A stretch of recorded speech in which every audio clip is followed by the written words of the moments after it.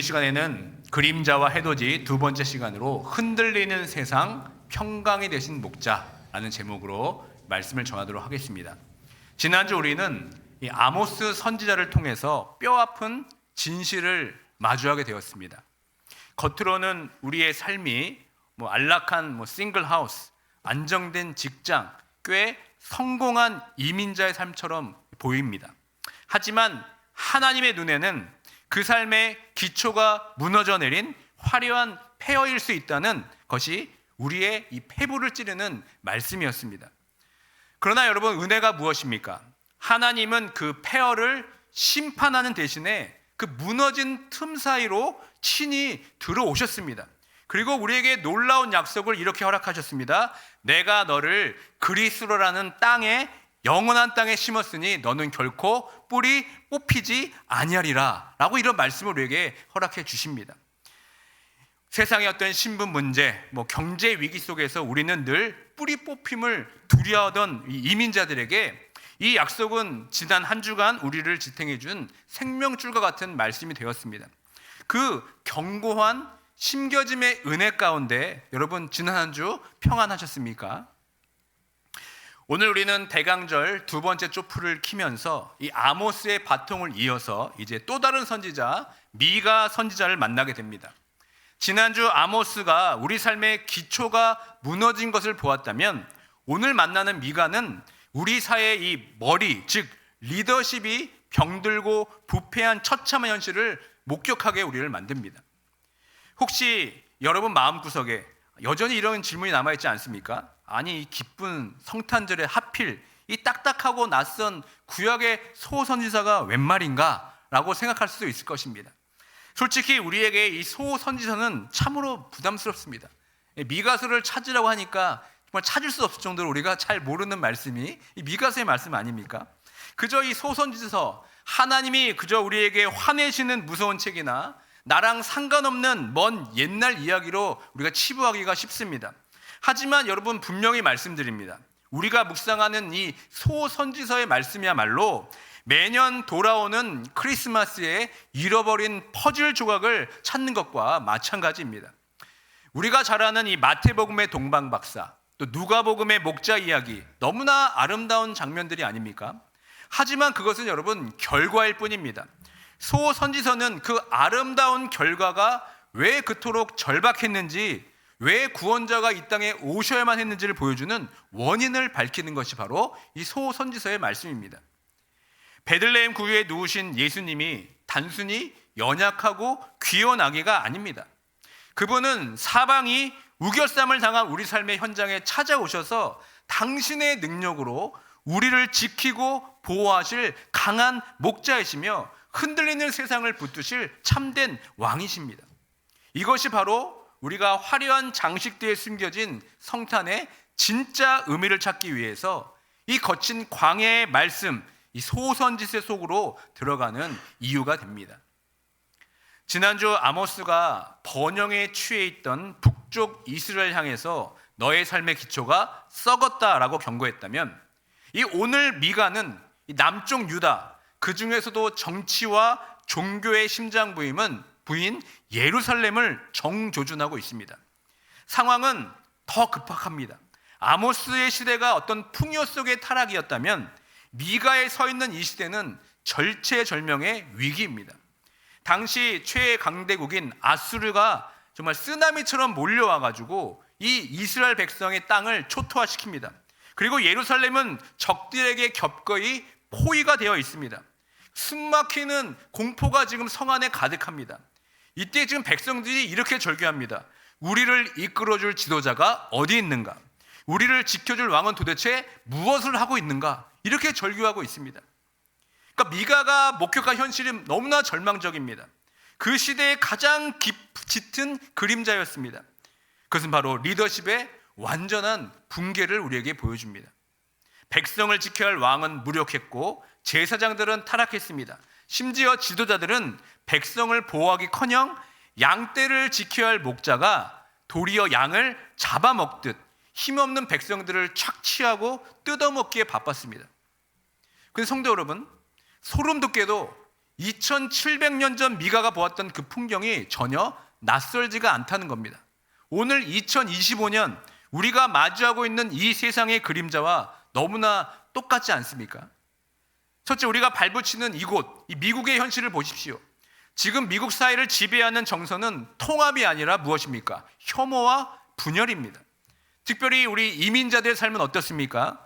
열심히 땀을 흘려 일하고 세금 내면서 성실히 살아왔지만 이민 정책이라는 새로운 바람이 불 때마다 우리는 뿌리 뽑힐까 가슴 졸여야 합니다. 정작 위기의 순간에 나를 보호해줄 울타리가 없다는 사실 때문에 우리는 마음이 늘 춥고 외로운 겁니다. 둘째, 태평양 건너 우리의 조국 대한민국을 한번 바라보는 심정은 어떻습니까? 뉴스를 볼 때마다 가슴이 먹먹해집니다. 국민을 하나로 품어야 할 리더십은 지금 보이지 않고 나라는 지금 좌우로 갈라져서 심리적 내전 상태와 같습니다. 책임지는 어른이 보이지 않으니 유행하는 말이 뭔지 아십니까? 각자 도생이란 말입니다. 목자가 없으니 양들이 각자 알아서 살 길을 찾아야 한다는 것, 국가가 나를 지금 지켜주지 못하고 있다는 것, 이 절망감이 얼마나 뼈아픈 현실인지 모릅니다. 세 번째, 더욱더 아픈 것은 영적 지도력마저 지금 흔들려고 있다는 사실입니다. 세상이 요동칠 때 교회만큼은 든든한 피난처가 되어주길 바랍니다. 그러나 들려오는 이 영적 지도자들의 타락과 분쟁 소식은 성도들 가슴에 멍을 들게 만듭니다.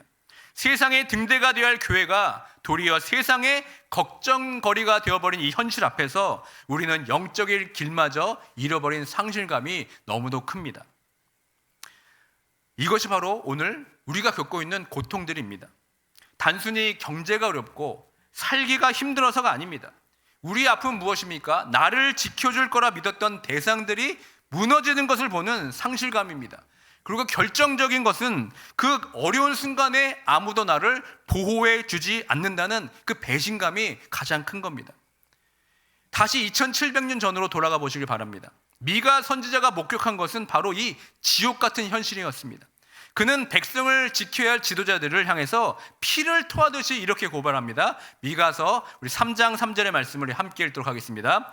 그들의 살을 먹으며 그 가죽을 벗기며 그 뼈를 꺾어 다지기를 냄비와 솥 가운데에 담을 고기처럼 하는도다. 여러분, 이 끔찍한 장면이 상상이 되십니까? 양을 목숨 걸고 지켜야 할 목자가 도리어 지금 양을 찢습니다. 잡아먹고 있습니다. 정말 이 지독한 배신의 현장이 아닙니까? 믿었던 세상, 믿었던 리더십이 지금 나를 뜯어먹으려 할 때 우리의 마음 어떻습니까? 마음 깊은 곳에서 우리는 철저한 고와 같은 느낌을 받습니다. 그런 절규가 우리 안에 생기게 됩니다. 도대체 우리는 누구를 믿어야 한다는 것인가? 이 세상에 우리를 향한 진심으로 위해줄 진짜 목자는 어디에 있는가? 우리는 이렇게 절규할 수밖에 없습니다. 그러나 사랑하는 성도 여러분, 주목하십시오. 바로 이 깊은 탄식과 절망 가운데 하나님은 미가를 통해서 우리의 상식을 완전히 뒤집는 충격적인 해법을 우리에게 제시하고 있습니다. 화려한 왕궁이 무너진 자리, 인간의 리더십이 뺨을 맞고 쓰러진 그 폐허 위로 하나님은 당신이 예비하신 마지막 대안을 쏘아 올리십니다. 과연 그 놀라운 구원의 빛이 어디로부터 시작이 됐는지 오늘 본문 말씀을 통해서 한번 그 비밀을 확인해 보도록 하겠습니다. 본격적으로 우리가 본문을 살펴가기 전에 우리는 먼저 이 말씀을 외치고 있는 선지자 미가에 대해서 우리가 주목할 필요가 있습니다. 왜냐하면 이 메신저를 잘 알아야 그 메시지의 깊이를 잘 알 수 있기 때문에 그렇습니다. 미가는 우리에게 잘 알려진 이사야와 같은 동시대의 선지자였습니다. 하지만 두 사람의 시선은 정반대였습니다. 이사야는 왕궁을 드나들면서 국가의 운명을 논했던 도시의 어떤 귀족 선지자였다면 미가는 저 남서쪽 마을의 시골 마을의 아주 투박한 시골 출신의 선지자였습니다. 이사야가 높은 곳에서 하나님의 보좌를 보았다면 미가는 낮은 곳에서 백성들의 눈물을 보았습니다. 이 시골 출신의 미가의 눈에 비친 수도 예루살렘은 어떤 모습이었을까요? 화려한 성전과 웅장한 건물들. 하지만 미가는 그 화려함 뒤에 숨겨진 진실을 보게 됩니다.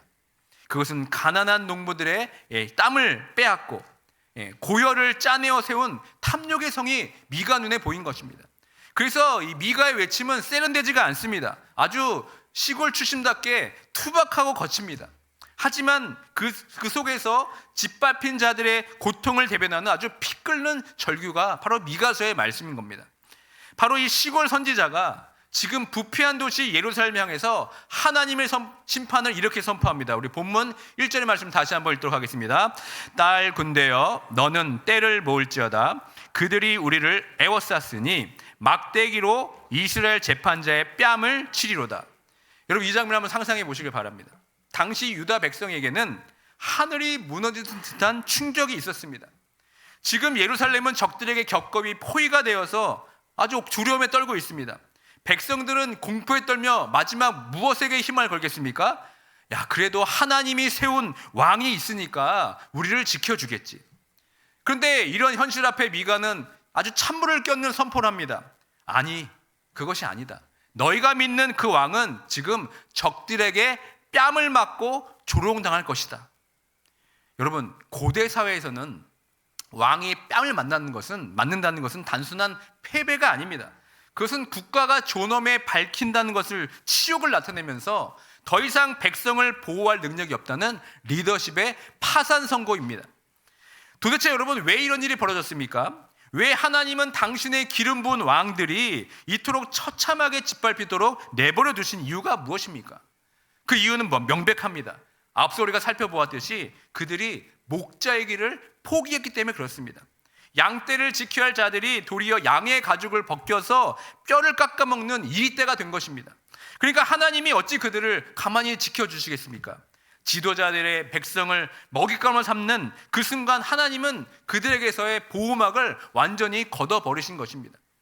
이것이 바로 미가가 목격한 어두운 충격들입니다. 인간이 세운 가장 화려한 리더십이 내부로부터 지금 썩어 무너지고 그 누구도 지킬 수 없는 절망적인 상황, 성경은 이것을 목자 없는 시대의 비극이라고 말하는 것입니다. 그렇다면 성도 여러분, 인간의 리더십이 완전히 실패하고 왕이 뺨을 맞는 이 상황 속에서 하나님은 어떤 해돋이를 지금 준비하고 계십니까? 세상 모든 사람의 시선이 지금 어떻게 하면 저 무너진 예루살렘 성을 회복할 수 있을까? 다시 일으킬 수 있을까? 쏠려 있을 때 하나님은 충격적인 반전을 우리에게 선포하고 있습니다. 하나님은 갑자기 예루살렘을 비췄던 조명을 다 꺼버리십니다. 그리고 캄캄한 무대 위에 지도에서도 찾기도 힘든 아주 작은 시골 마을 하나를 우리에게 비추십니다. 여러분 그곳이 어디입니까? 바로 미가 5장 2절의 상반절의 말씀에 나와 있습니다. 우리 함께 읽도록 하겠습니다. 베들레헴 에브라다야 너는 유다 족속 중에 작을지라도 이스라엘을 다스릴 자가 네게서 내게로 나올 것이라. 여러분 이것이 바로 하나님께서 제시한 충격적인 반전인 겁니다. 하나님은 이미 썩어버린 예루살렘 왕궁을 수리하거나 리모델링하라고 하지 않으십니다. 권력과 야망으로 얼룩진 엘리트들의 도시, 스스로 높다는 그 자들이 모인 그곳을 하나님은 거들떠보지도 않으십니다. 대신 하나님께서는 어디를 택하십니까? 작고 작은 베들레헴을 택하십니다. 여러분 베들레헴이 어떤 곳입니까? 한때 다윗의 고향이었지만 2700년 당시에는 사람들의 기억에서 잊혀진 곳이었습니다. 얼마나 보잘것없는 곳이었는지 유다의 주요 도시 명단에는 아예 끼지도 못합니다. 그러니까 철저하게 무시당했던 변방의 아주 작은 마을이었습니다. 이 구절에 나타난 하나님의 지혜는 어떻습니까? 세상의 질서를 뒤집는 그야말로 체제 전복적인 성격을 우리에게 보여주고 있는 겁니다. 사람들은 어떻게 합니까? 더 큰 도시, 더 큰 권력, 더 화려한 스펙을 가진 지도자가 세상을 구원할 것이라고 믿습니다. 그러나 하나님의 구원은 인간의 힘이 자랑되는 예루살렘이 아니라 어디입니까? 인간의 겸손과 낮아짐이 있는 작은 베들레헴에서부터 시작된다고 말하고 있습니다. 이것이 여러분 바로 복음의 역설입니다. 하나님은 가장 강해 보이는 것이 무너진 자리에서 가장 작고 약해 보이는 것을 통해서 진짜 왕을 보내십니다. 그런데 여러분 여기서 한 가지 의문이 생깁니다. 아무리 하나님이 선택하셨다 해도 그 작은 시골 마을 베들레헴에서 태어난 아기가 도대체 어떻게 이 거대하고 복잡한 세상의 문제를 해결할 수 있다는 말입니까? 4년, 5년, 임기의 대통령도 해결 못할 일들을 어떻게 힘없는 아기가 감당할 수 있겠습니까? 미가는 2절 하반절에서 그 아기의 정체를 드러냅니다. 그리고 우리의 의심을 단번에 잠재웁니다. 그 베들레헴에서 나실 그 아기는 단순한 아기가 아닙니다. 오늘 본문 2절의 말씀을 다시 한번 하반절의 말씀을 주목해서 함께 읽도록 하겠습니다. 그의 근본은 상고에 영원에 있느니라. 아멘. 여러분, 이 말씀을 우리가 주목해 봐야 됩니다. 이 말씀은 우리의 이성과 한계를 뛰어넘는 말씀입니다. 눈에 보이는 그는 베들레헴의 한 여인에서 태어난 연약한 아기입니다. 시간과 공간의 제약 속에 들어온 무력한 인간일 뿐입니다.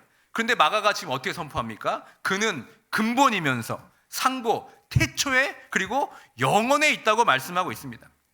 이 말씀 속에 담긴 예수님의 그 이중성을 우리 보시길 바랍니다. 그분은 옛적부터 계신 분이었습니다.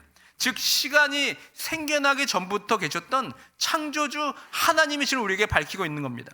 동시에 그분은 어떻게 됩니까? 우리 역사 속으로 뚫고 들어오시는 미래의 왕임을 선포하고 있는 겁니다. 여러분, 이것이 바로 우리가 성탄절의 묵상의 신비인 겁니다. 구유에 놓인 저 아기가 사실은 저 밤아들을 만들었던 창조주 주인이라는 것을 우리가 깨달아야 된다는 사실입니다. 무한하신 하나님이 유한하신 아기의 몸을 입고 이 땅에 오신 것이 바로 성탄절의 진정한 의미가 아니겠습니까? 사랑하는 성도 여러분, 이 놀라운 이 기원의 신비가 그렇다면 왜 오늘 2025년을 사는 우리에게 복음이 돼야 합니까? 우리가 세상의 지도자들에게 절망하는 근본적인 이유가 무엇입니까? 단지 그들의 능력이 부족해서가 아닙니다. 근본적으로는 그들이 유한한 존재이기 때문에 그렇습니다. 세상의 대통령들이나 정치인을 보시길 바랍니다. 그들은 불과 길어야 4년, 5년의 임기를 마치면 물러나게 되어 있습니다. 아무리 유능한 지도자라도 병들고 결국 죽음 앞에서는 무력합니다. 그들은 우리를 잠시 도울 수 있어도 우리의 영원한 문제를 책임질 수가 없습니다. 왜 그렇습니까? 그들은 땅에서 난 자들이기 때문에 그렇습니다. 하지만 베들레헴에 오신 예수님은 다릅니다. 그분은 어디서 오셨습니까? 영원에서 이 땅으로 오신 겁니다. 그렇기 때문에 임기가 없습니다.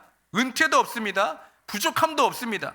그분은 창조주시기 때문에 나보다 더 나를 잘 아시고 또한 영원하시기 때문에 우리의 과거와 현재와 미래를 끝까지 책임질 수 있는 유일한 통치자이십니다. 그래서 우리는 매번 선거 칠 때마다 어떻게 합니까? 누가 이 세상을 바꿀 것인가? 기대합니다. 그리고 또 어떻게 합니까? 실망합니다. 이거를 계속 반복합니다. 그러나 오늘 미가는 우리에게 단호히 이렇게 말합니다. 땅에 투표하면서 영원한 소망을 찾지 말아라. 오직 영원부터 계신 그분 베들레헴으로부터 오신 그 예수 그리스도만이 너의 진정한 왕이시다라는 것을 우리에게 지금 분명히 보여주고 있는 겁니다. 그렇다면 성도 여러분, 베들레헴에 나신 이 영원한 왕은 우리를 어떻게 다스린다는 겁니까? 세상의 왕들처럼 군림하고 세금을 걷고 우리를 전쟁터로 내뭅니까? 우리 4절의 말씀을 우리 함께 보도록 하겠습니다. 여기에 여러분 위대한 리더십의 반전이 있는 겁니다. 함께 읽겠습니다. 그가 여호와의 능력과 그의 하나님 여호와의 이름의 위엄을 의지하고 서서 목축하니 그들이 거주할 것이라. 이제 그가 창대하여 땅끝까지 미치리라. 여기서 여러분 주목할 단어가 있습니다. 지금 왕이 지금 어떻게 목축하고 있다고 말씀하고 있습니까? 서서, stand, 서서 목축하고 있다고 지금 묘사하고 있습니다. 이것이 오늘 바로 우리가 주목해야 할 단어입니다. 여러분, 고대 근동의 왕들은 백성들 위해 군림하기 위해서 어디 있습니까? 높은 보좌에 앉아 있습니다. 백성들이 왕을 섬겨야 했습니다. 그런데 우리 왕 예수님은 어떻습니까? 다릅니다. 그분은 보좌에 편히 앉아 계신 분이 아니라 어떻게 합니까? 양떼를 지키기 위해서 밤새도록 서 계신 분입니다.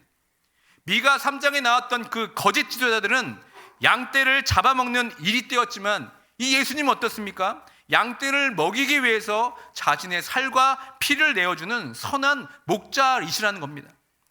이것이 바로 2025년 대강절에 우리가 만나야 할 예수님의 모습입니다. 그분은 여러분의 고단한 이민 생활을 멀리서 팔짱 끼고 구경하는 분이 아닙니다. 지금도 여러분의 삶의 현장에 여러분의 가정 한복판에서 불꽃 같은 눈동자로 지켜보시며 서서 일하고 계십니다. 사랑하는 성도 여러분, 바로 이 지점이 여러분 기독교와 세상의 모든 종교가 갈라지는 아주 결정적인 차이인 겁니다. 세상의 모든 종교를 보시길 바랍니다. 그 구조가 똑같습니다. 이 신은 황금 보좌에 앉아 있습니다. 근엄하게 앉아 있고 인간은 그 신을 감동시키기 위해서 땀을 흘려서 제물을 바칩니다. 뭐 1000번에 뭐 10,000번의 절을 하고 고행을 하면서 인간이 신을 위해 서서 있습니다. 인간이 신을 섬겨야만 복을 받는 구조, 여러분 이것이 바로 세상이 말하는 종교입니다. 그런데 여러분 복음은 이와 정반대입니다. 미가가 보여주는 우리의 왕을 보시길 바랍니다. 백성은 지쳐서 쓰러져 있는데 오히려 왕이신 하나님이 그 백성을 먹이고 살리기 위해서 밤새도록 서서 목축을 하신다는 겁니다. 예수님께서 이렇게 말씀하십니다. 마가복음 10장 45절의 말씀을 함께 읽도록 하겠습니다. 인자가 온 것은 섬김을 받으려 함이 아니라 도리어 섬기려 하고 자기 목숨을 많은 사람의 대속물로 주려 함이니라. 아멘. 이 세상의 신들은 나를 위해 피를 흘리라 요구합니다. 그러나 우리 하나님 어떻습니까? 내가 너를 위해 피를 흘리겠다고 말씀하십니다. 세상의 신들은 네가 노력해서 내가 있는 사다리를 타고 올라와라 요구하지만 우리 하나님 어떻습니까? 내가 너에게로 내려가겠다라고 말씀하고 있습니다. 여러분 이것이 개혁주의 신앙이 고백하는 전적인 은혜인 겁니다. 우리가 구원받고 보호받는 것은 내가 하나님을 위해 서 있기 때문이 아닙니다. 하나님이 나를 위해 졸지도 않으시고 주무지도 않고 서 계셨기 때문에 우리가 구원을 입은 것입니다. 그러면 여러분 이민 생활이 고달퍼서 더 이상 서 있을 조차 힘조차 없을 때 여러분 스스로 자책하지 마십시오. 나보다 더 성실하신 나의 목자 예수 그리스도께서 지금도 나를 위해 서서 일하고 계심을 믿으시는 모두가 되길 주님의 이름으로 축원드립니다. 그분 안에서 여러분 우리는 참된 안식을 누리면 되는 겁니다. 이것이 베들레헴 왕이 주시는 진짜 평강입니다. 그렇기 때문에 여러분 5절에서 미가는 그분의 사역을 한마디로 이렇게 선포하는 겁니다. 함께 읽겠습니다.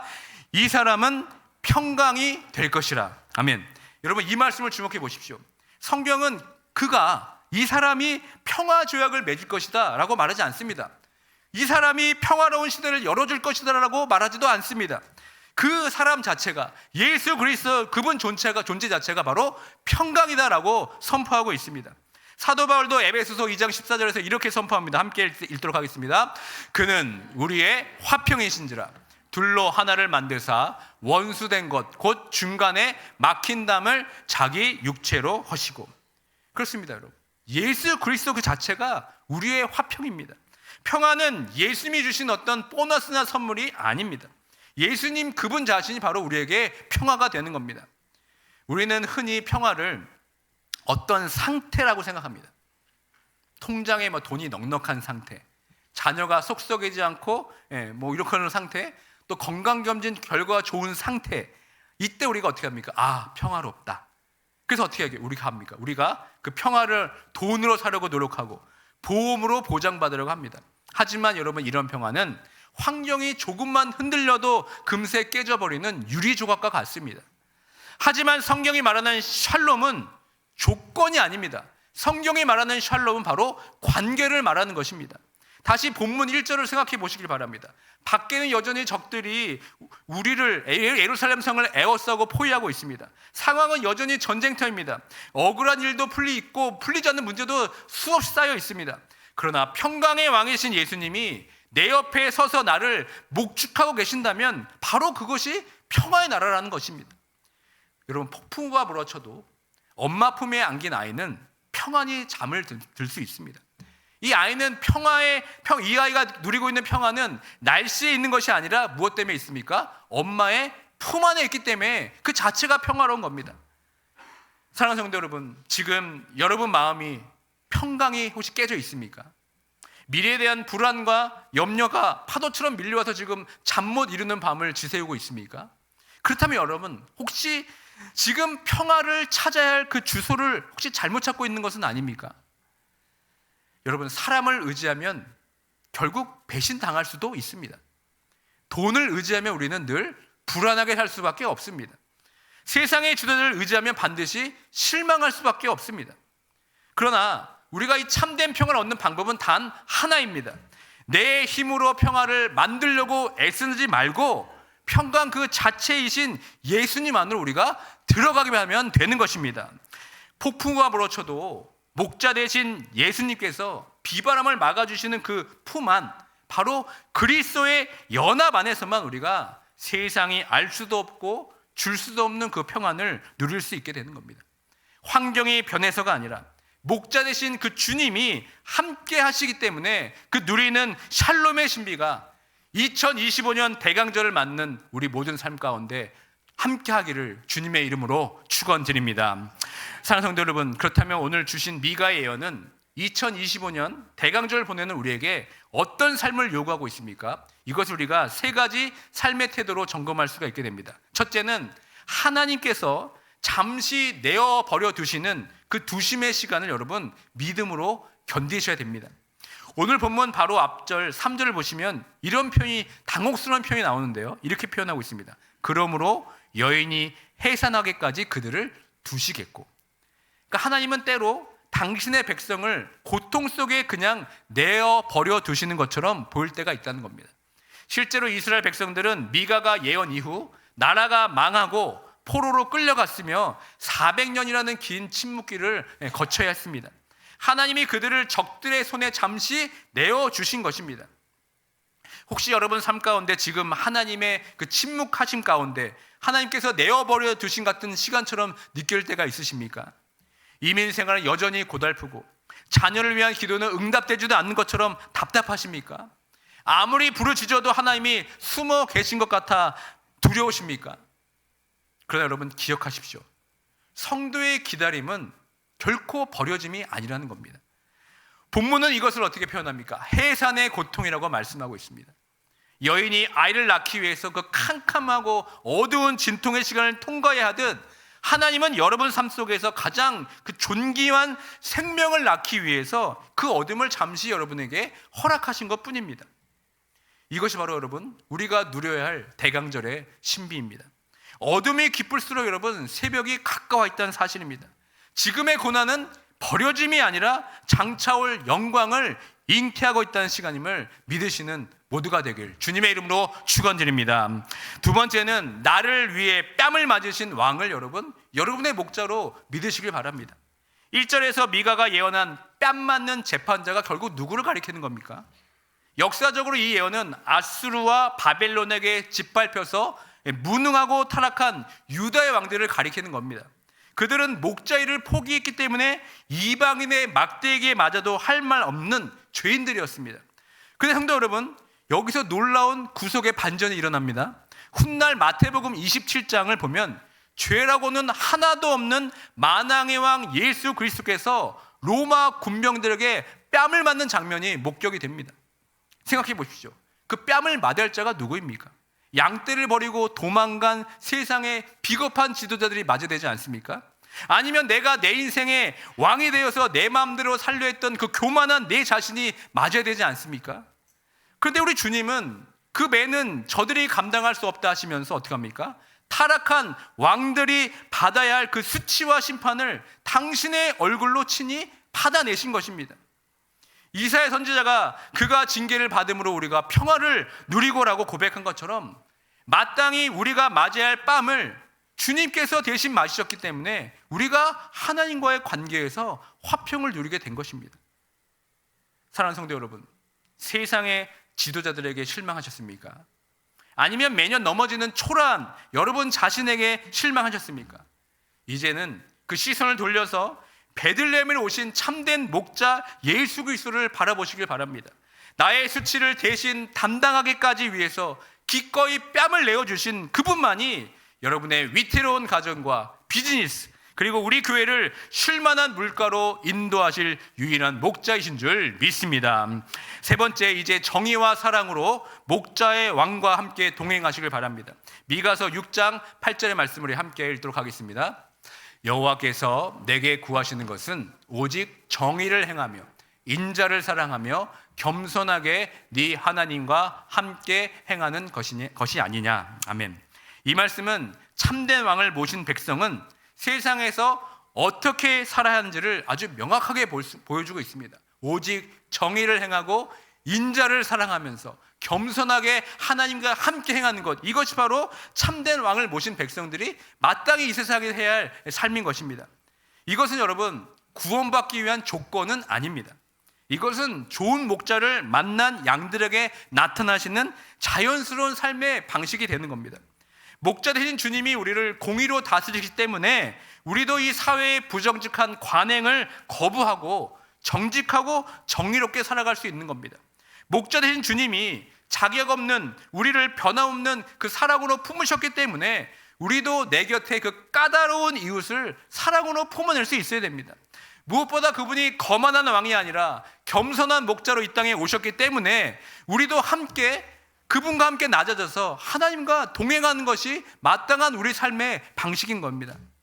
사랑하는 성도 여러분, 이번 한 주간 우리가 더 높아지려고 발버둥치는 이 세상의 예루살렘 방식을 철저하게 내려놓으시길 바랍니다. 대신 낮아짐으로써 세상을 섬기는 이 베들레헴의 방식, 우리 예수 그리스도가 걸어가신 그 왕의 길을 묵묵히 걸어가는 저와 여러분 되길 주님의 이름으로 축원드립니다.